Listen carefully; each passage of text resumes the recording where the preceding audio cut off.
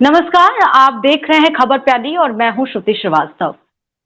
जब जब देश में कोई जंग छिड़ी है, तो देश की तीनों सेनाएं जल, थल और वायु एक साथ उस जंग का मुकाबला की है।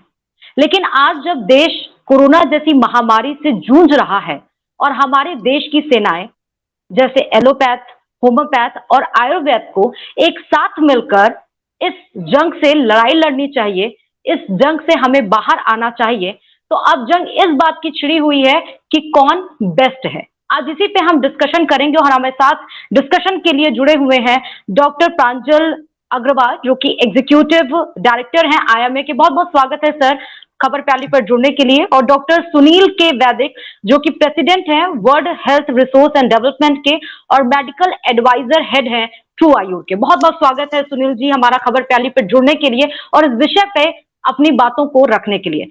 मेरा सवाल दोनों डॉक्टर से है। सबसे पहले कि अगर हम देखें सर, 100 साल पहले जब स्पेनिश फ्लू आया था, उस समय हमारी जो मेडिकल फैसिलिटीज थी वो इतनी स्ट्रांग नहीं थी।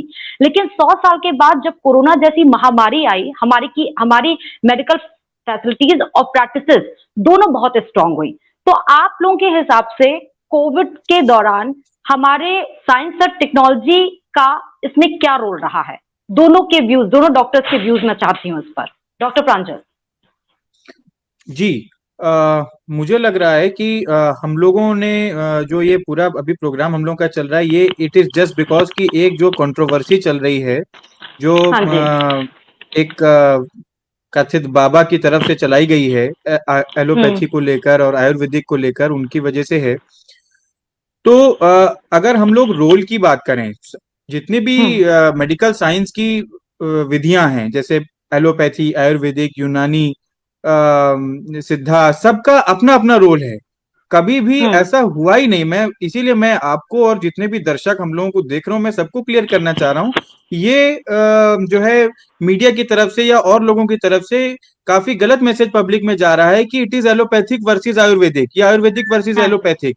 ये कहीं भी हाँ मुद्दा था ही नहीं।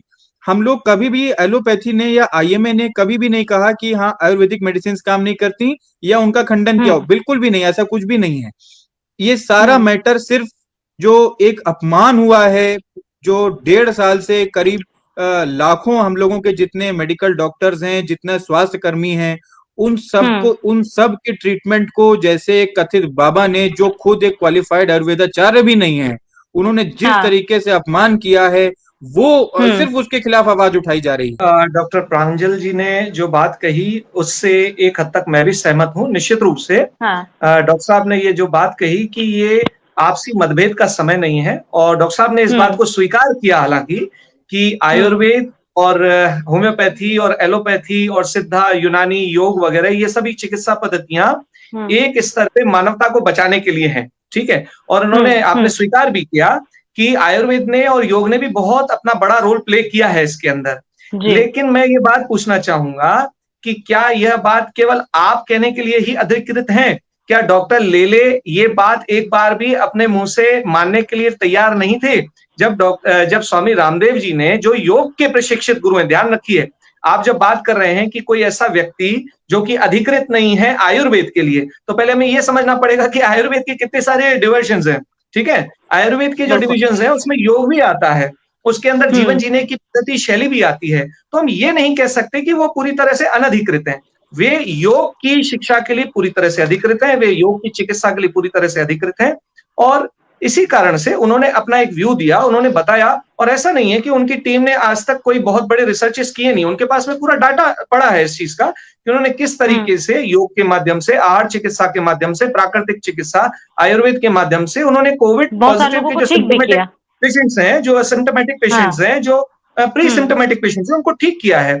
तो जब वहां पे जो डॉक्टर लेले साहब हैं, उनसे जब ये पूछा जा रहा था स्वामी रामदेव जी के माध्यम से कि क्या आप एक बार भी ये नहीं मान सकते कि आयुर्वेद ने या योग ने जो कोविड के पेशेंट्स हैं, जो पॉजिटिव पेशेंट्स हैं, उनको ठीक किया है? तो वे उनकी एक बात भी सुनने के लिए तैयार नहीं थे। क्या ये उनका घमंड नहीं दर्शाता है? हमें ये भी तो यहाँ पे देखना चाहिए ना। कोविड को आए हुए लगभग 1.5 साल होने जा रहे हैं और हम सेकेंड वेव को बीट नहीं कर पाए, थर्ड वेव की इंतजारी में है। उस केस में रिसर्च एंड टेक्नोलॉजी के बेसिस पे हमने वैक्सीन बनवा ली, हमारे डॉक्टर्स लगातार वो पीपी किट में लगातार मरीजों की सेवा कर रहे हैं, hats off to the doctors. लेकिन आयुर्वेद जो इतना संजीवनी बूटी जैसी जो लेकर आया जड़ी बूटी जिसने प्राण को बचा लिया, वो रिसर्च एंड टेक्नोलॉजी में फिर क्यों पीछे रह गया? क्यों नहीं कोई ऐसी काट निकाल के लाया कि जो कोविड जैसी महामारी को कंट्रोल कर सके? जी, मैं इस बारे में आपको 2-3 बातें बताना चाहूंगा। पहले तो ये बात हमें जान लेनी चाहिए कि ऐसा नहीं है कि आयुर्वेद के डिपार्टमेंट ने इसके लिए कोई पहल नहीं की। जो स्वामी रामदेव जी की अगर हम बात करें तो उन्होंने ये इस बात की शुरुआत की और कोरोनिल नाम से दवाई निकाली और उसको सामने प्रस्तुत किया कि ये कोविड पॉजिटिव पेशेंट्स के लिए बहुत ही फायदेमंद साबित हो सकती है। लेकिन उसी समय क्या हुआ, मेडिकल काउंसिल ऑफ इंडिया के जो सदस्य हैं, जो माननीय जो अधिकारी हैं, उन्होंने ही उनकी बायकॉट करना शुरू कर दिया। ये तो कुछ ऐसा हुआ कि एक घर का ही व्यक्ति दूसरे घर के व्यक्ति की बात को नजरअंदाज कर रहा है। क्या रिसर्च और अनुसंधान पर आधारित नहीं था ये? क्या आईसीएमआर की रिपोर्ट पे आधारित नहीं था ये? क्या यह जो औषधि निकाली गई, जो ये कोरोनिल जो किट निकाला गया, क्या ये पूरी तरह से साइंटिफिक अध्ययनों से पूरी तरह से च्युत था?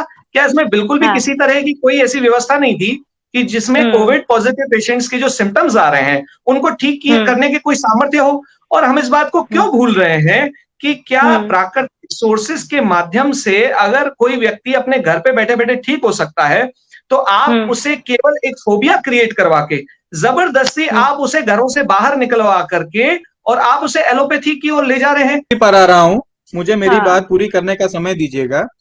पहली इंपॉर्टेंट चीज ये है कि ये मुद्दा वापस आयुर्वेदिक वर्सेस एलोपैथिक हो गया। ये आयुर्वेदिक वर्सेस एलोपैथिक बनाया जा रहा है केवल वो कथित बाबा के दिए हुए जो एक गैर जिम्मेदाराना स्टेटमेंट है उसको ढकने के लिए। ये एक राजनीतिक प्रक्रिया है, मैं आपको समझाता हूं। जैसे देश के कुछ चंद नेताओं ने अपने राजनीतिक खाली जो है फायदे के लिए ये किया कि कह दिया हम वैक्सीन नहीं लगवाएंगे, वैक्सीन पानी है, वैक्सीन जो है गौमूत्र से बनी है, वैक्सीन भाजपा की है, वैक्सीन लगवाने से कोरोना हो जाता है। तो देश में क्या हुआ, 130 करोड़ या 150 करोड़ लोग जो हैं उन सब के दिमाग में वहम आ गया, भ्रम की स्थिति उत्पन्न हो गई। कुछ को अभी तक ये स्थिति है कि सेकेंड वेव आने के बावजूद मैं इंडिविजुअल अपनी बात करूं तो कम से कम मुझे दिन भर में 10 लोगों को ये बात क्लियर करनी पड़ती है कि नहीं वैक्सीन लगवाना चाहिए कि नहीं लगवाना चाहिए। इस पर मुझको उनको बताना पड़ता है, मेरे पास ऐसे सवाल आते हैं। तो ये सिर्फ राजनीतिक फायदे के लिए हुआ। अगर आज की डेट में देश के सारे राजनेता, सारे अभिनेता जिन पर पूरे देश नजर बनाए रखता है, जितने क्रिकेटर्स हैं, खाली ये लोग अगर सब लोग अपनी वैक्सीन लगवा लें और अपनी अपनी फोटो अपने सोशल मीडिया अकाउंट पर पोस्ट कर दें और जितने उनके फॉलोअर हैं उनसे बोलें कि हम करवा चुके हैं वैक्सीनेटेड, आप भी करवाएं, तो ये दिक्कत आती ही नहीं। ये दिक्कत सिर्फ इसलिए आई क्योंकि उन्होंने अपने राजनीतिक फायदे के लिए ऐसा किया और इसी वजह से कोरोना की सेकंड वेव, मुझे अपनी बात पूरी करने दीजिए, क्योंकि इसी वजह से कोरोना की सेकंड वेव इतनी खतरनाक हुई। क्योंकि पहले कोरोना की फर्स्ट वेव के बाद जब 1 जनवरी के बाद से वैक्सीनेशन का प्रोग्राम शुरू हुआ, तब ऐसे कई सारे वैक्सीनेशन सेंटर थे जहां पर लोग वैक्सीनेशन करवाने जाते ही नहीं थे। वो अब बातें बनाई जा रही हैं कि वैक्सीन बाहर भेजी गई कि अंदर भेजी गई। अगर इतने सारे वैक्सीनेशन सेंटर बने हुए थे तो उनमें भीड़ जो अब लगती है, स्लॉट अब जो तुरंत फुल होते हैं, वो पहले क्यों नहीं होते थे? ये इंपॉर्टेंट बात है। दूसरा, इन्होंने कहा कि बाबा अधिकृत हैं कि नहीं है, ये इस पर इन्होंने मुद्दा उठाया। बाबा अधिकृत तब तक थे जब तक वो योग गुरु थे, जब तक वो योग सिखा रहे थे तब तक पूरा देश उनसे योग सीख रहा था। जब वो व्यापारी बन गए, जब आज वो बिजनेसमैन की कैटेगरी में आ चुके हैं, तब माफ कीजिएगा मेरी नजर में वो अब बिल्कुल भी अधिकृत व्यक्ति नहीं है। सुनील जी, प्रांजल जी ने 2 सवाल आपके लिए किए, एक मेडिकेशन को लेकर कि क्या जो नॉर्मल डिजीज है, बीमारियां हैं, उसको लेकर क्या प्रॉपर क्योर है, दूसरा मिक्सोपैथी को लेकर। दोनों के आंसर्स मैं चाहती हूँ आप दीजिए।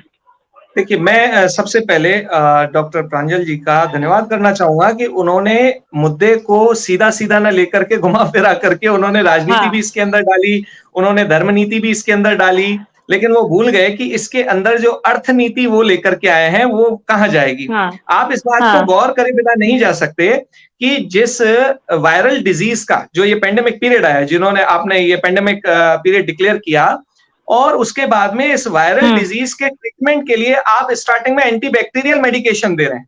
जो एंटीबैक्टीरियल मेडिकेशन हमारे जीआई ट्रैक्ट को खराब करता है, उसके कई सारे ऐसे साइड इफेक्ट्स हैं जिससे हमारी इंटेस्टाइनल एब्जॉर्प्शन रेट कम हो जाती है। सरल शब्दों में कहें, जो कि सामान्य जनता भी समझ सके, कि पाचन क्षमता हमारी दुरुस्त नहीं रहती। हुआ ये कि लंबे समय तक एंटीबायोटिक लेने के बाद में फिर लोगों की जब पेट खराब होने शुरू हो गए, उल्टी दस्त होने शुरू हो गए, तो ये कहा जाने लगा कि भाई ये भी एक कोरोना का एक नया सिम्टम है। तो हम देख पा रहे हैं कि किस तरीके से उन दवाइयों को जिनको कि WHRDO ने इसके स्टैंडर्ड में काउंट ही नहीं किया, उनको भी एक भेड़ बकरी की तरह इंसान को इंसान न समझते हुए, या ध्यान रखिए मैं पुनः एक बात कहता हूं, मैं यहाँ पे डॉक्टर्स का विरोध नहीं कर रहा हूं। जो इन्होंने योग्यता पे प्रश्न उठाया ना, मैं उस प्रश्न पे उनका जवाब दे रहा हूं कि क्या वे लोग योग्य थे जिन्होंने जब वायरल डिजीज हुई तो उसके लिए एंटीबैक्टीरियल मेडिसिन का चुनाव किया, पहली बात। दूसरी बात, क्या उस समय जिस आपने अभी थोड़ी देर पहले कहा था कि जब हमारे पास में कोई पेशेंट ट्रीटमेंट के लिए आता है तो हम शुरुआत में उसको कहते हैं कि भाई घरेलू इलाज करें, आप शुरुआत में ये परहेजी बरतें वगैरह करें, तो क्या उनके पास में इन विकल्पों की कमी नहीं थी? क्या उस समय उनकी योग्यता कम नहीं हुई ये बताने के लिए कि क्या घरेलू जो नुस्खे हैं उनका आप उपयोग कर सकते हैं? आप एलोवेरा का उपयोग कर सकते हैं, आप तुलसी का उपयोग कर सकते हैं, आप अदरक का उपयोग कर सकते हैं। देखिए, जब बात करते हैं ना योग्यता की, तो सबसे पहली योग्यता की शुरुआत होती है हमारे घर से। हम बचपन से ही क्या इस बात को नहीं सीखते आए हैं कि तुलसी का उपयोग करते हुए, जो हमारे घर के अंदर ही है, तुलसी का उपयोग करते हुए भी हमारी इम्यूनिटी को हम बेहतरीन कर सकते हैं। तो या अश्वगंधा का उपयोग करके हम अपने आप को, गिलोय का उपयोग हम करके अपने आप को जो है हमारी रोग संक्रामक क्षमता को अच्छा कर सकते हैं। अगर ऐसा करते हुए हम अपने आप को स्वस्थ बनाए रख सकते हैं, तो ऐसे व्यक्ति को जो ऐसी सलाह देता है, आप उसको कहते हैं कम शिक्षित व्यक्ति है।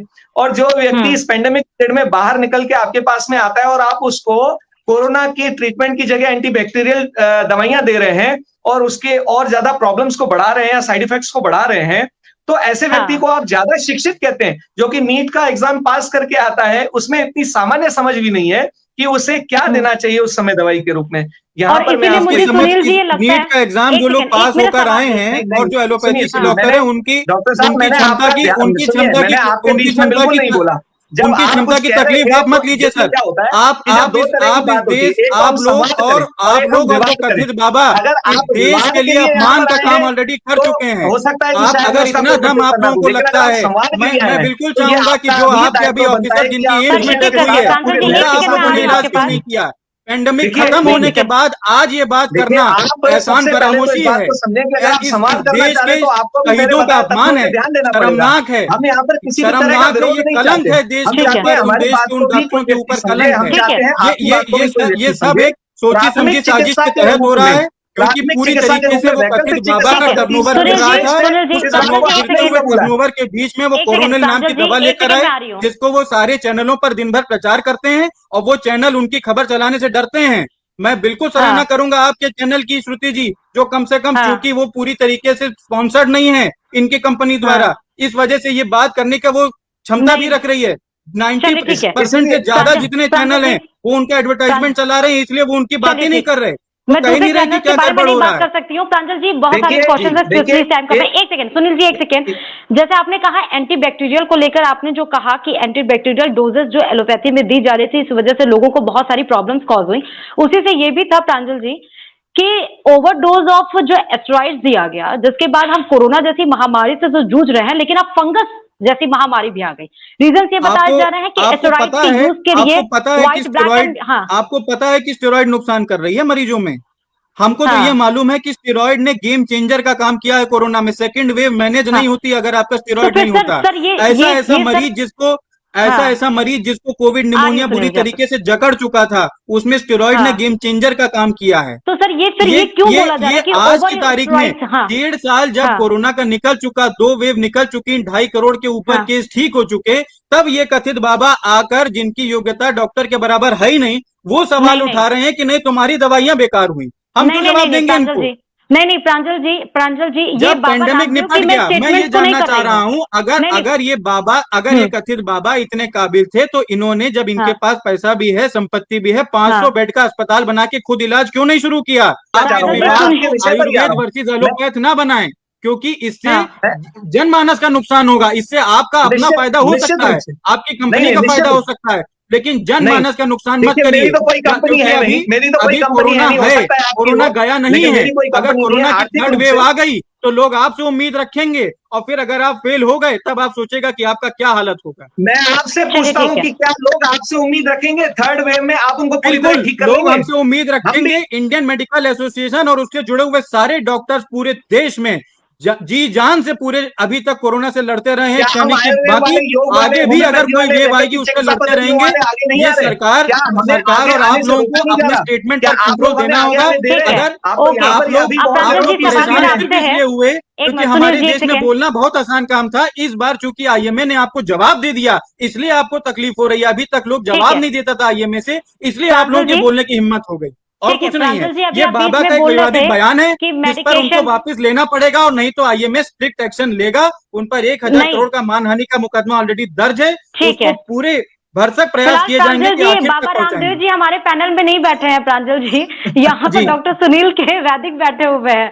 मैं नहीं, लगातार आपको बता मैं नहीं, डॉक्टर साहब से उम्मीद कर रहा था कि डॉक्टर साहब एज अ डॉक्टर बात करेंगे, लेकिन अगर ये बाबा रामदेव के वो प्रवक्ता बिल्कुल होकर बात करेंगे नहीं, तो नहीं बिल्कुल बाबा रामदेव को नहीं, भी नहीं निश्चित प्रांजल माफी जी, मांगनी यहाँ पड़ेगी पर उनके किए हुए सवालों नहीं, के ऊपर। यहाँ पे कोई प्रवक्ता की तरह नहीं बात कर रहा है। He is the Ayurvedic doctor, वो अपनी बात बता रहे हैं। उन्होंने इस देश के नहीं, मेडिकल सिस्टम पर बहुत बड़े सवाल उठाए, और ऐसे सवाल लेकिन उठाए सर जिससे प्रांजल लोगों के सर, मन में अच्छा ठीक है, विश्वसनीयता पर देखिए, सवाल खड़े हो उस बात जाएंगे, को साइड लोगों में का उस बात नुकसान को होगा। साइड में रख के मैं मेरे प्रश्नों का क्वेश्चन, मेरे प्रश्नों का जी उत्तर दीजिए प्रांजल सर। बताइए। जैसे अभी आपने कहा कि एलोपैथी की वजह के अब क्या हो रहा है कि वैक्सीन को आप भी 10 कॉल्स आती हैं और आप बताते हैं लोगों की वैक्सीन लगवाना जरूरी है, वैक्सीन की इंपॉर्टेंस बता रहे हैं।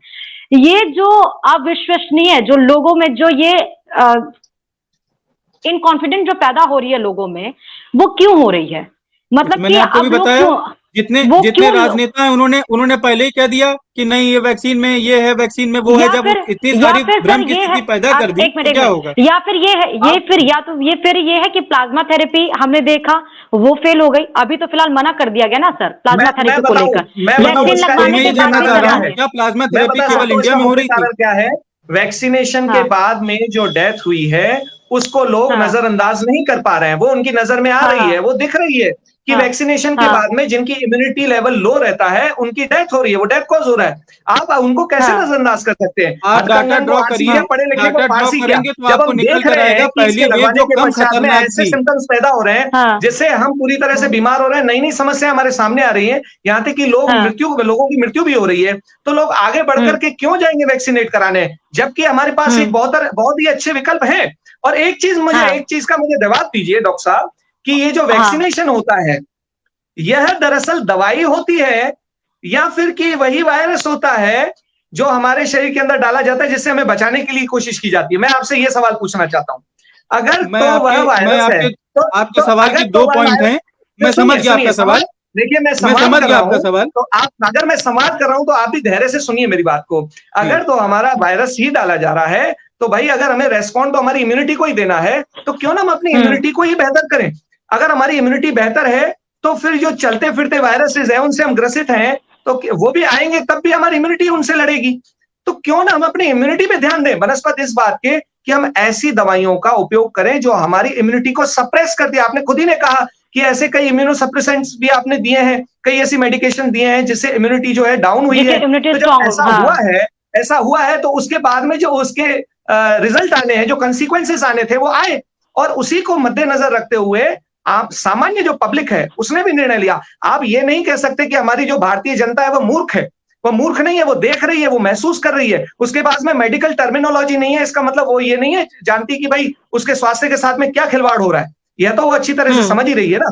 तो हमें ये देखिए, हम प्रतिनिधि हैं, हम उनके स्वास्थ्य के प्रतिनिधि हैं, मेडिकल साइंस के प्रतिनिधि हैं। हमें यह समझना चाहिए कि हमें जो उन्हें सलाह देनी है वो सलाह ऐसी हो कि उनकी जान को बचाए, ना कि हम अपनी एलोपैथी को लेकर के बहुत रूढ़िवादी होकर के और चलें आगे। अगर आपको ये लगता है, जो कि आपने पहले कहा भी था लेकिन उसको व्यवहार में लागू नहीं कर पा रहे, अगर आपको ऐसा लगता है कि आयुर्वेद ने अपनी भूमिका निभाई है, होम्योपैथी ने अपनी भूमिका निभाई है, तो हमें यह भी निर्णय लेना होगा कि हमें कब कौन सी औषधि का उपयोग करना है। शुरुआत आते ही क्या हमें सीधे एलोपैथ फिजिशियन के पास में भागना चाहिए, या फिर अपने मनोस्थिति को संयमित रखते हुए, सकारात्मक विचारधारा रखते हुए, आयुर्वेद का, जड़ी बूटियों का, घरेलू नुस्खों का उपयोग करते हुए पहले अपने आप को स्वस्थ बनाए रखें? क्यों हम इतना फोबिया क्रिएट कर रहे हैं कि भाई ये हो गया और फिर हमें तुरंत तत्काल जो है उधर जाना है, और लेकिन फिर अब हमारे सर इसी बीच में, ठीक है डॉक्टर सुनील जो डॉक्टर प्रांजल, अब इस बीच में ये भी एक पैनिक क्रिएट हो गया है कि कोविड की 3rd वेव आने वाली है। अब इसमें एलोपैथ, आयुर्वेद या होम्योपैथ, मुझे नहीं पता कि कौन सी पैथी यहाँ पर यूज में आएगी या कोविड के थर्ड वेव को कौन मैनेज कर पाएगा। लेकिन मैं चाहती हूँ कि दोनों एलोपैथ की तरफ से और आयुर्वेद और होम्योपैथ की तरफ से क्या ट्रीटमेंट, हमने क्या प्रिकॉशंस लेनी शुरू कर दी है, क्या ऐसा मैनेजमेंट किया है कि कोविड के थर्ड वेव से हम बच पाए, एटलीस्ट जो कोविड के सेकेंड वेव में हमने देखा वो सिचुएशन हमें ना फेस करनी पड़े। डॉक्टर सुनील, अब मैं अपना जवाब एक बार दे देता हूँ। मैं अपनी बात रखूंगा, पहले मैं अपनी बात रखूंगा। डॉक्टर साहब ने काफी कुछ कहा है, तो मैं इसके मैनेजमेंट के लिए मेरा एक अपना सुझाव है। देखिए, जब हम बात करते हैं थर्ड वेव की, ये थर्ड वेव हो, सेकंड वेव हो, फर्स्ट वेव हो, ईश्वर ना करे फोर्थ वेव भी आए, हम थर्ड वेव की भी क्यों ये आशा रखते हैं कि वो थर्ड वेव आएगी। लेकिन अगर हम इतनी आशा रख के बैठे हैं तो हम ये क्यों नहीं समझ सकते कि जब वायरस अपडेट हो सकता है तो इंसान क्यों नहीं, जब वायरस अपडेट हो सकता है तो हमारा शरीर क्यों नहीं, जब वायरस अपडेट हो सकता है तो हमारा मन क्यों नहीं। क्या हम उसके अपडेट होने का इंतजार करें? क्या हम अपने आप को अपडेट ना करें? क्या हमारा ये कर्तव्य नहीं बनता, दायित्व तो नहीं बनता कि सामने दुश्मन खड़ा है, हम अपने आप को तैयार करें उसके लिए, लड़ने के लिए, अगर आप उसे दुश्मन मानते हैं, पहली बात। दूसरी बात, अगर अंततोगत्वा हमारी इम्यूनिटी को ही लड़ना है तो उसे बनाने में समस्या क्या? मेरा यहां पर सुझाव ये है, मैनेजमेंट अगर हमें कोविड की जो थर्ड वेव आने वाली है उसका करना है तो हमें ये शुरुआत करनी होगी यहां से कि पहले हमारी आहार को हमें ठीक करना पड़ेगा। उस समय जो हमारे आहार जो हमने अब तक लिया है जिससे कि हमारी इम्यूनिटी बनी है। अच्छा, एक चीज और मैं बता दूं, आयुर्वेद ने ही यह सिद्धांत दिया, इसे हम ना भूलें कि आयुर्वेद स्वास्थ्य के संदर्भ में 3 स्तंभ खड़े करता है। वो ये कहता है कि अगर किसी व्यक्ति का स्वास्थ्य ठीक है तो वह उन 3 बातों पर निर्भर करता है कि उसने आहार क्या लिया, उसने निद्रा ठीक ली या नहीं ली, और उसका व्यवहार कैसा है, वह ब्रह्मचर्य अर्थात उसका व्यवहार कैसा है, उसकी विचारधारा कैसी है, क्या वह पवित्र विचारधारा है, क्या वह सकारात्मक चिंतन करता है, क्या वह आध्यात्मिक प्रवृत्ति का है, क्या वह आशावादी दृष्टिकोण का है या नहीं है। और इस बात को तो डॉक्टर साहब भी मानेंगे कि अगर कोई बीमारी हमें लगती है और उसके बारे में लगातार हम नकारात्मक सोचते रहे तो निश्चित रूप से उस बीमारी का बड़ा अटैक हमारे मन पे होगा और उसका प्रभाव हमारे नर्वस सिस्टम पे होता है और उसी की वजह से हमारा शरीर फेल होता है या शरीर का कोई अंग फेल होता है, उसी की वजह से हमारी डेथ होती है। तो जब ऐसा है तो ऐसा है तो क्यों ना हम प्राथमिक स्तर पे पहले घर से शुरुआत करें, अपनी दिनचर्या को बदलें और फिर उसके साथ में अगर कभी बाय चांस, वैसे तो इम्यूनिटी अगर हमारी बनी हुई है तो निश्चित रूप से हमें कहीं किसी तरह की इलाज की जरूरत ही नहीं, क्योंकि कोई परेशानी नहीं आने वाली। पर अगर आ भी जाती है तो शुरुआती स्तर पे हमें आयुर्वेद का और होम्योपैथी का चुनाव करना चाहिए प्राथमिक चिकित्सा के रूप में। और यदि कोई ऐसा कारण होता है कि कोई व्यक्ति, कोई कमजोर, कोई मजबूर व्यक्ति, बूढ़ा व्यक्ति जिसे कई सारी तकलीफें हैं पहले से ही, वो अगर उसके लिए तैयार नहीं हो पाता है तो आपातकालीन स्थिति में निश्चित रूप से हमें एलोपैथी को सराहना करते हुए उसका उपयोग करना चाहिए। लेकिन वहां पर हमारे चिकित्सकों का, एलोपैथी चिकित्सकों का यह भी दायित्व बनता है कि वे केवल उसे सब्जेक्ट समझ करके वायरल प्रॉब्लम में एंटीबैक्टीरियल दवाइयां देकर के उसकी जिंदगी के साथ में खिलवाड़ न करें कृपया करके। तो ये भी हमें तरीका ढूंढना पड़ेगा। ठीक है, लेकिन सुनील जी ये भी है कि बहुत सारे लोगों की जिसकी इम्यूनिटी बूस्ट है उसके बावजूद भी उनको कोविड हुआ और इन्फेक्शन पता नहीं चले और ऑलमोस्ट 70 to 80% लंग्स उनके डिस्ट्रॉय हो गए और उसके बाद एलोपैथिक ट्रीटमेंट से ही वो सही हो पाए। तो हम इसको बिल्कुल भी निगलेक्ट नहीं कर सकते हैं कि किसको प्रायोरिटी देनी है या किसको नहीं। This is not the issue. मुझे लगता है प्रांजल जी आप अपने व्यूज आप रख सकते हैं।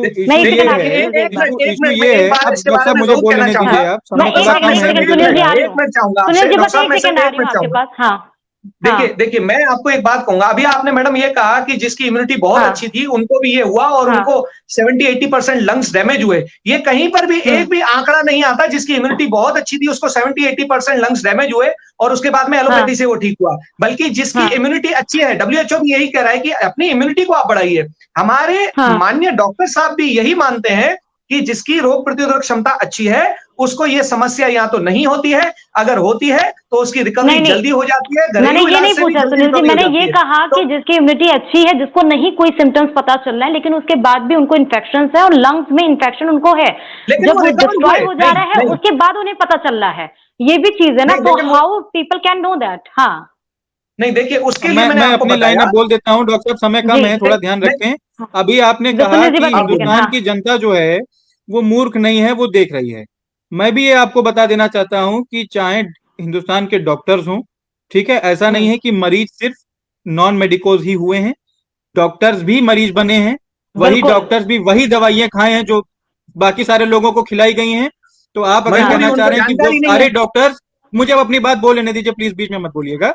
वो सारे डॉक्टर्स जो लगातार काम कर रहे थे कोरोना में, जो अपनी जान रिस्क पे डालकर आईसीयूज के अंदर काम कर रहे थे, वो सब मूर्ख थे या जो शहीद हो गए वो मूर्ख थे, या पूरा सिस्टम जो रिसर्च कर रहा है वो मूर्ख है, या आईसीएमआर मूर्ख है, या जो पूरे दुनिया में जितनी रिसर्च हो रही है वो सब मूर्ख है। आप कह रहे हैं एंटीबैक्टीरियल नहीं यूज होती है, आप बिल्कुल ये अपनी व्यक्तिगत सोच अपने तक रखें। मैं अपने मरीजों को, अपने डॉक्टर्स को ये कभी नहीं समझा सकता कि एंटीबैक्टीरियल यूज नहीं होगी। जब भी वायरल इन्फेक्शन होगा, बॉडी का इम्यून सिस्टम उसको डिफेंड करने में लगेगा, तब बॉडी में बहुत सारे बैक्टीरियल इन्फेक्शन एक साथ पकड़ जाएंगे। उसके बाद आप एक नहीं मल्टीपल प्रॉब्लम्स को फेस कर रहे होंगे। एक बात। दूसरी बात, कभी भी स्टेरॉइड प्राइमरी ट्रीटमेंट में नहीं दी गई किसी भी मरीज को, ये आपकी जानकारी बिल्कुल गलत है। हमेशा स्टेरॉइड का यूज, ये जब ये स्टेरॉइड यूज होना शुरू हुआ, इसके बाद ये गाइडलाइन डॉक्टर्स की तरफ से क्लियर भी की गई हैं, अपडेट भी की गई हैं कि स्टेरॉइड का यूज कब करना है। हम लोग सीटी स्कैन करवाते थे, उस सीटी स्कैन की जो वैल्यू आती थी, या मरीज का अगर ऑक्सीजन सेचुरेशन 94% के नीचे गिरता था, जब हमें लगता था कि अब इसको कोविड निमोनिया डेवलप होना शुरू हो रहा है, और उससे ऊपर की लाइफ सेविंग ड्रग्स हम सब पूरी तरीके से कुछ है ही नहीं, अवेलेबल ही नहीं था। रेमडेसिविर नकली कितना बिका वो सब लोगों ने देखा।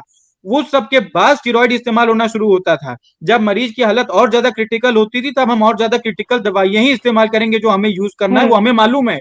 हम उसमें बैठ के मरीज से प्राणायाम नहीं करवा सकते हैं, ये प्रैक्टिकल प्रॉब्लम है। ठीक है, आप और कथित बाबा, ये पूरा का पूरा जो एक उन्होंने बयान दिया है, उसको वो उस पूरे बयान पर पूरी तरीके से पर्दा ढकने के लिए जनता को जितना भी गुमराह करना चाहे करें, लेकिन इससे कोई फायदा नहीं है। सबको मालूम है कि जब पूरी तरीके से लोग मर रहे थे, तब कहीं बाबा सामने नहीं आए, तब वो अपना कोरोनिल लेकर सुबह बस एक चैनल पर अपना योग कर रहे थे और अपने प्रोडक्ट का प्रचार कर रहे थे। अगर वो इतने अच्छे आयुर्वेदाचार्य हैं, आज तक उन्होंने किसी दूसरे प्रोडक्ट का, दूसरी कंपनी के प्रोडक्ट का प्रचार क्यों नहीं किया? वो हमेशा अपनी कंपनी का प्रचार क्यों करते हैं? तो इस तरीके से इस पर कभी मीडिया सवाल नहीं उठाता उनसे, ये गलत है। प्रांजल जी, इस बात से आप सहमत है ना कि कोविड के ट्रीटमेंट के लिए या पेशेंट्स को या लोगों को उनके इलाज के लिए आयुर्वेद प्लस एलोपैथ दोनों जरूरी है? दोनों जरूरी है। आज तक कभी भी एलोपैथी ने या इंडियन मेडिकल एसोसिएशन ने ये नहीं कहा कि कोई भी पैथी गलत है। हम आयुर्वेद को तो कह ही नहीं सकते, क्योंकि आयुर्वेद, हम लोग डॉक्टर होने से पहले हम हिंदुस्तानी हैं, हमारे हिंदुस्तान की धरोहर है, हमारे पूर्वजों की तरफ से हमको आयुर्वेद मिला। हर पैथी का अपना इस्तेमाल है, लेकिन अगर हम क्रिटिकल केयर में मरीज होगा तो उसको एलोपैथी से ही मैनेज कर पाएंगे। हम आयुर्वेदिक का उस समय रिस्पांस चूंकि डिलेड होगा, उसमें हम उस समय इंतजार नहीं कर सकते कि यहाँ से कहीं से आयुर्वेदिक ट्रीटमेंट आएगा, हम उनको खिलाएंगे तो आराम मिलेगा। अगर हमने कभी भी नहीं कहा, ये सिर्फ आयुर्वेदिक वर्सेस एलोपैथिक वो कथित बाबा के एक बयान को चादर ढकने के लिए हो रहा है। उन्होंने कहा कि एलोपैथिक ट्रीटमेंट गलत है, उन्होंने कहा रेमडेसिविर फेल हुआ। रेमडेसिविर इंजेक्शन की मैं आपको बात बताऊं, वो देने के बाद जब मैंने अपने मरीजों में चमत्कारी इंप्रूवमेंट अगले दिन सुबह देखा है, तो मैं कैसे ये बात सुन सकता हूँ कि रेमडेसिविर फेल हुआ? जब स्टेरॉइड देने के बाद हम लोगों ने खुद देखा है कि मरीज में गेम चेंजिंग का काम हो रहा है, तब क्यों नहीं हो रहा? अब ये बात हो रही थी कि आप इम्यूनिटी अच्छी की क्यों ना बात करें। जब किसी को कोविड इन्फेक्शन हो गया, तब आप उसकी इम्यूनिटी पे काम कैसे कर सकते हो? तब तो आप पहले कोशिश करोगे इन्फेक्शन ठीक हो इसका। और उसके पहले सभी डॉक्टर्स ने, हम लोगों ने भी, इवन इंडियन मेडिकल एसोसिएशन के एज अ प्रवक्ता, मैंने भी ये बात अपने मरीजों से कही है कि आयुष मंत्रालय द्वारा जो काढ़ा बताया जा रहा है, उस काढ़े को पिए, दिन में 3 बार कम से कम स्टीम का इस्तेमाल करें। हम लोगों के पर्चों पर हम लोग प्रिस्क्राइब करते हैं ये चीज कि steam inhalation should be must. तो क्या स्टीम इनहेलेशन नेचुरोपैथी का पार्ट नहीं है? हम बिल्कुल हम कभी भी नहीं कह रहे कि किसी पैथी में कुछ भी गड़बड़ है, लेकिन अगर कोई कहेगा कि एलोपैथी की प्रेडनिसोलोन फेल हुई है, रेमडेसिविर फेल हुई है या आइवरमेक्टिन फेल हुआ है, तो वो गलत है। कई सारी रिसर्च करने के बाद ये दवाइयां मरीजों को दी गई, ये बिल्कुल भी नहीं माना सकता दवाइयां। एक क्वेश्चन सुनील जी की तरफ से। डॉक्टर साहब, मैं 2-3 बातों की तरफ आपका ध्यान खींचना चाहूंगा। पहली तो बात जो आप ये शुरू से लेकर के अभी तक कहते आ रहे हैं कि स्वामी रामदेव जी के प्रतिनिधि, मैं स्वामी रामदेव जी का प्रतिनिधि बनकर के यहाँ पर नहीं आया हूं, और मैंने एक बार भी शुरुआत में रामदेव जी का नाम नहीं लिया। मध्य में सिर्फ एक ही बार लिया, वो भी इसी आधार पे कि उन्होंने अनुसंधानों के माध्यम से ये प्रूफ किया है कि उन्होंने कितने मरीजों का उपचार किया है, पहली बात। दूसरी बात, आप शुरू से लेकर के रामदेव जी का नाम लेते आ रहे हैं, ठीक है। दूसरी बात, मैं आपको ये बताना चाहूंगा कि मेरे पास में एक जागरण, एक न्यूज पेपर है जागरण मेरठ का, वहां पे एक डॉक्टर साहब हैं, ऑर्थोपेडिक सर्जन है, डॉक्टर संजय जैन। ये मैं न्यूज़पेपर में जो है उसकी कटिंग आपको चाहे तो भेज सकता हूं। ये लिखा हुआ है यहाँ कि orthopaedic surgeon doctor Sanjay Jain ने डॉक्टरों व निर्माया रिसर्च संस्थान के साथ मिलकर दिल्ली हाईकोर्ट में जनहित याचिका दायर कर आईसीएमआर और नीति आयोग को भी पक्ष बनाया है। याचिका में कहा गया है कि कोरोना इलाज के प्रोटोकॉल में शामिल दवाओं से शरीर की अपनी प्रतिरोधक क्षमता खत्म होती जा रही है, जिसके कारण से कोरोना के मरीजों में बढ़ोतरी हो रही है। अब आप मुझे बताएं कि आप अपने ही जो सुयोग के चिकित्सक हैं उनकी कही गई बात पे क्या प्रश्न चिन्ह खड़ा करेंगे? स्वामी रामदेव जी के लिए तो आपने कह दिया, मैंने कोई बात कितने डॉक्टर्स हैं? आपने देश भर में कितने डॉक्टर्स हैं? देश भर में कितने डॉक्टर्स हैं एलोपैथी के? खूब सारे हैं, वो तो आपको ज्यादा संख्या पता होगी। एक आप एग्जांपल दे पा रहे हैं जिन्होंने व्यक्तिगत रूप से ऐसा किया है, जिन्होंने व्यक्तिगत रूप से ऐसा किया, उनकी व्यक्तिगत सोच कुछ भी हो सकती है। आप ये कहना चाह रहे हैं कि जिन्होंने एक ने कहा वो सही है, जिन्होंने बाकियों ने कहा वो गलत है? उन्होंने समूह के साथ नहीं, देखिए उन्होंने समूह के साथ, अब आंखें जिसकी खुले जिसकी नहीं खुलेंगी उनको कितना भी सामने बता दीजिए, वो नहीं खुलेंगी। अब यहाँ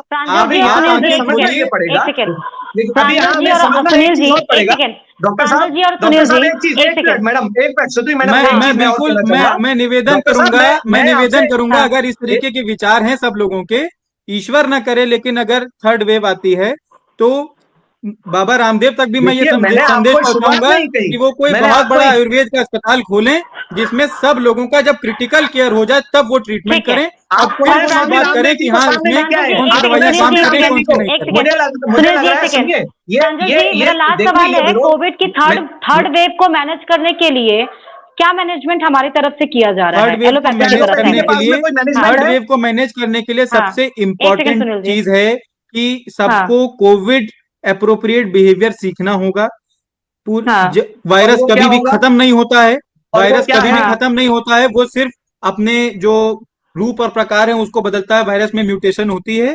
वैक्सीनेशन ही उसका विकल्प है जो अभी तक सामने पूरी दुनिया में आया है। आज अमेरिका में और जितने भी बड़े बड़े कंट्रीज में वैक्सीनेशन की ड्राइव पूरी तरीके से सक्सेसफुल हुई है, तभी वो इस लेवल पर पहुंचे कि वो मास्क हटा रहे हैं।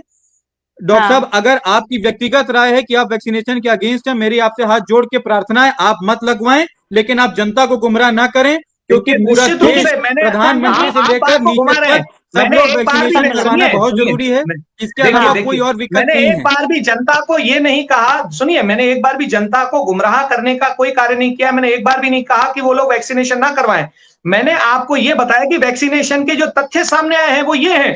दूसरी तथ्य सामने जितने आए हैं उसको मैं ये क्लियर कर दूं, वैक्सीन जो हमारे देश के हैं उसको पहले से कहा जा रहा है कि 70 से 72% एफिशिएंट हैं, 100 में 70 लोग उससे ठीक होंगे। बाकी मैं संक्षेप में बात खत्म करूंगा। अगर आप फर्स्ट वेव से सेकंड वेव को कंपेयर करें, सेकंड वेव ज्यादा घातक थी, पर अगर आप डॉक्टर्स की बात करें या फ्रंट लाइन वर्कर्स की बात करें तो वो सेकंड वेव में कम इफेक्ट हुए हैं बतौर फर्स्ट वेव के। ये साक्षात प्रमाण है कि हमारे यहाँ वैक्सीनेशन जो हुआ, और अगर हम 60 साल के ऊपर के लोगों की बात करें हमारी इम्यूनिटी डेवलप हुई, हम भी अपडेट हुए, केवल इम्यूनिटी फ्रंट लाइन वर्कर में डेवलप हुई। अब आपको इसका मतलब ये है कि जो हम कोवैक्सीन या कोविशील्ड जो लगवा रहे हैं, इसका मतलब ये है सर प्रांजल सर कि 70 to 80% ये यूजफुल है। तो जो वैक्सीन लगवाने के बाद भी जो कई सारे ऐसे केसेस सामने आए जिन लोगों की डेथ हुई है, तो हम ये मान लें कि जो 20% यूजफुल नहीं है वो उस कैटेगरी में लाई कर रहे हैं। बिल्कुल वो उसमें आ सकते हैं, लेकिन मैं आपको ये बताना चाहूंगा ऐसा बिल्कुल भी नहीं हुआ है कि वैक्सीन लगवाने के बाद किसी की डेथ हुई हो। होता क्या है, आप ये कहें कि हमेशा वैक्सीन में कहा जा रहा है आपने सेकंड अग्रवाल जिन्होंने दोनों डोज मेडिसिन की ली थी, मैं वही उसके बाद वो बचे हुए 30% लोगों जो हैं उनकी बात हो रही है। आमतौर पर ये होता है कि सेकंड वैक्सीन लगने के 15 दिन बाद बॉडी में इम्यूनिटी आ जाती है, लेकिन still corona is a matter of research. उसकी रिसर्च बंद नहीं हुई है, उस पर कोई पूरी तरीके से विक्ट्री नहीं मिल गई है। हम ये कह रहे हैं कि 70% लोग ऐसे हैं जिनमें वैक्सीन लगने के बाद अगर कोविड हुआ भी तो ऐसे हालात नहीं हुए कि उनकी जान का चांसेस हो जाए कि ये रहेंगे कि नहीं रहेंगे। ये हुआ, अच्छे रिजल्ट देखने को मिले तभी। सर प्रांजल सर आपने बोला कोरोनल बिहेवियर को अगर हम ना भूले तो हम कोविड के कोविड एप्रोप्रिएट बिहेवियर, जैसे भीड़ भाड़ ना करें, हाथ सैनिटाइज करते रहें। अभी बहुत ज्यादा जैसे एकदम से फर्स्ट वेव के बाद लोग बहुत लापरवाह हो गए थे, मास्क सब तरफ हट चुके थे, शादियों में फिर से 400 600 लोगों की भीड़ इकट्ठी होने लगी थी, रैलियां बहुत बड़ी बड़ी होने लगी थी। वो सब पर अभी ध्यान रखने की जरूरत है। जितने भी लोग बाहर के देशों से आ रहे हैं उनसे हम लोग सर्टिफिकेट लें कि वो वैक्सीनेटेड हैं कि नहीं है, ताकि हम पूरी तरीके से अपने देश को इम्यून कर सकें। ठीक है, लास्ट 30 सेकेंड है सुनील जी, क्योंकि समय हमारे पास बिल्कुल भी नहीं बचा है। जी, मैं एक चीज और, एक तरफ और ध्यान आपका दौड़ाना चाहूंगा कि यहाँ पर मैं बात करूं नोबेल प्राइज विनर की ल्यूक मॉन्टेग्नर। उन्होंने ये कंफर्म किया है कि किसी भी तरह का वैक्सीनेशन लेने के बाद में, किसी भी तरह का, ध्यान रखिए यहाँ पर बात हो रही है किसी भी तरह का, चाहे वो भारतीय हो चाहे वो बाहर का विदेशी हो, लेने के बाद में एक भी % चांस नहीं है कि अगले 2 या 3 साल के बाद में वो व्यक्ति जिसने वैक्सीनेट करवाया है वो जिंदा बचेगा। ये मेरी अपनी बात नहीं है, व्यक्तिगत बात नहीं है। ये जो आपकी रिपोर्ट है इसका ऑलरेडी खंडन हो चुका है, ये पूरी फेक न्यूज निकली है। आप व्हाट्सएप यूनिवर्सिटी की बात कर रहे हैं, ये जो आप कह रहे हैं मैंने भी सुना था, इस पर हम लोगों ने पूरे तथ्यों की जांच कर लिया है, ये पूरी तरीके से गलत है। और जब तक आप जांच ना कर लें तब तक आप एक ऐसे पब्लिक प्लेटफॉर्म पर ना बोलिए, क्योंकि फिर पब्लिक गुमराह हो सकती है। पब्लिक के दिमाग में डर बढ़ जाएगा कि मैं 2 साल में खत्म हो जाऊंगा। देखिए नोबेल प्राइज, सुनिए, जैसे नोबेल प्राइज मिलता है, आप डॉक्टर हैं डॉक्टर साहब, आप डॉक्टर हैं डॉक्टर साहब, ये बताइए कि कोई ऐसा चीज है जो मैं आपकी बॉडी के अंदर डाल दूं वो जाके 2 साल बाद असर करेगी आप पर, कि मार डालेगी? ऐसा पॉसिबल है? मैं पूछता हूँ, नहीं, हाँ, ये कैसे संभव है? ये कैसे संभव है? आप इतनी अनर्गल, एक अनर्गल बात को आज उन्होंने एक खंडित न्यूज है जो फेक न्यूज है उसको आप इस तरीके से पब्लिक प्लेटफॉर्म पर कह रहे हैं, ये एक दूसरा गैर जिम्मेदाराना बिहेवियर है। मैं आपको फिर से एक बार उसी बात का जवाब दे रहा हूं जो आपने बात कही कि क्या पहले आप अभी इंटरनेट पर जाकर इस न्यूज को पहले दोबारा रिसर्च करिए, आप देखिए कि ये न्यूज जिसको आप शेयर कर रहे हैं ये सही है कि नहीं है, फिर हम लोग बात करेंगे। इस बात पे रिपोर्ट आई है कि that was a fake news Sunil ji, जो निकल के आई थी रिपोर्ट। सुनिए, मैं बात वो नहीं कर रहा हूं कि ये फेक है कि रियल है, मैं आपसे ये बात कह रहा हूं कि ये आवाज उठी है, इस बात को समझिए जरा, ये आवाज उठी है, तो जब भी कोई आवाज उठती है ये जरूरी नहीं है ना कि वो फेक ही होगी या रियल ही होगी। बिल्कुल, अगर वो जेन्युइन है तो उसको चेक करिए। दूसरी बात जो आपने जो सवाल पूछा उसका मैं जवाब देना चाहूंगा। आपने कहा कि अगर कोई अभी आपको प्रॉब्लम आपके अंदर कुछ शरीर के अंदर डाला जाए 2 साल के बाद में इफेक्ट दिखाएगा, क्या ये संभव है? निश्चित रूप से संभव है। क्या आपकी एलोपैथी चिकित्सा पद्धति में जो सॉल्ट्स हैं उनके बाद में बहुत लंबे समय के बाद, लंबे ड्यूरेशन के बाद में इफेक्ट नहीं आते? क्या उनकी वजह से लिवर या किडनी या जो मेजर ऑर्गन्स हैं वो डैमेज हो जाते हैं? बहुत सारी मेडिसिन अगर हम खा लेते हैं तो उसके बाद भी उसका इफेक्ट दिखाई पड़ता है, आते ही है।